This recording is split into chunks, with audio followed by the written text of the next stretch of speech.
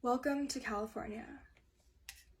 The La Quinta Hotel is in California, Maryland, about 1.5 hours away from where I'm at in DC. Nestled between Plaza Tolteca, a family-friendly Tex-Mex restaurant, and an old-timey looking car wash, it's perched on a main strip that's busy with cars rushing by. Today, there were not that many.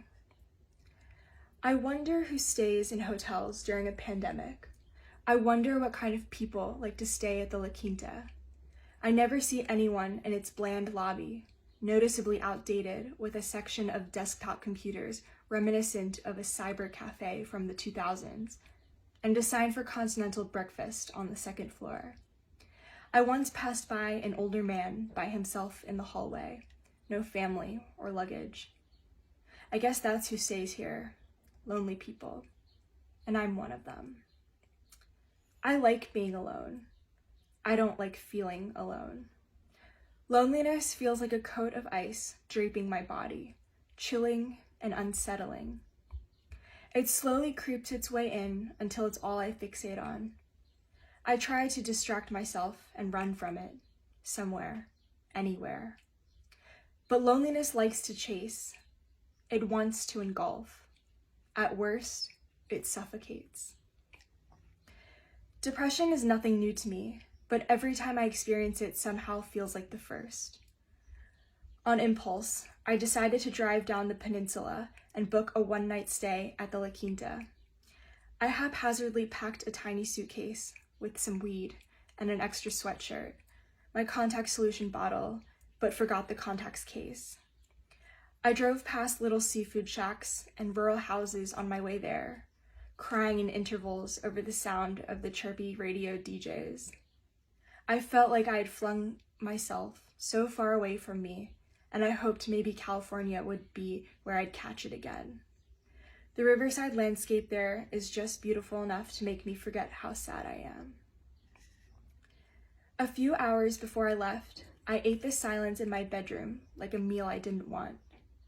I could almost hear the sounds of my breath echoing against the walls. I have days similar to this, where a sunrise drive alone to Virginia for diner burgers is enough to cure me. Other times, it can get even darker. If you opened my recent calls list and scrolled down just far enough down, you'd see the number for a suicide prevention hotline. I'm normally too afraid to ask for some help unless I'm desperate. I, like everyone else, have been temporarily suspended in what feels like permanently March 2020 for exactly a year now. No division between home and social life. I found myself retreating further into my world at home and letting more connections die out, even the ones I care about. I believe I'm a bad person. I believe I'm missing out on something out there because I'm not seeking it. I hear about people secretly gathering together, hosting underground parties.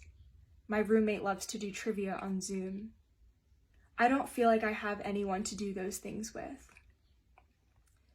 But it's more than that. It's the painstaking way I sit with my feelings day in and day out, aching for something to make me feel whole again. When the voice in my head is telling me that I'm alone and that no one is thinking about me, I absorb it. My room at the La Quinta is on the second floor, furthest from the elevators. It faces the parking lot, which is relatively full of cars, oddly enough. The sheets on the king-size bed are standard white. The pillowcases dampen with dark spots, where pools of my tears have slid down my cheek. It's true. I can't stop crying here either, and the walls feel even closer to me than they did back home. My crying is ugly sounding. Heaving, growling sounds. My body curled in the fetal position, wishing someone, anyone, could hug me right now. Then my phone lights up. It's my friend Bridget, asking if I'd like some company right now. Trying to be polite, I tell her I'll think about it. I look around my hotel room, which feels like it's growing smaller by the minute. 5 minutes later, I feebly write back, "Please come." She eventually joins me with her own backpack and sweatshirt in tow, arriving at almost midnight. When she walks through those damned automatic lobby doors, she feels like an angel, a familiar face in this weird hotel during this weird weekend. "Where the hell are we?" she asks. I laugh. "Fucking California, I guess." She climbs into bed with me, and I doze off thinking about sunrises.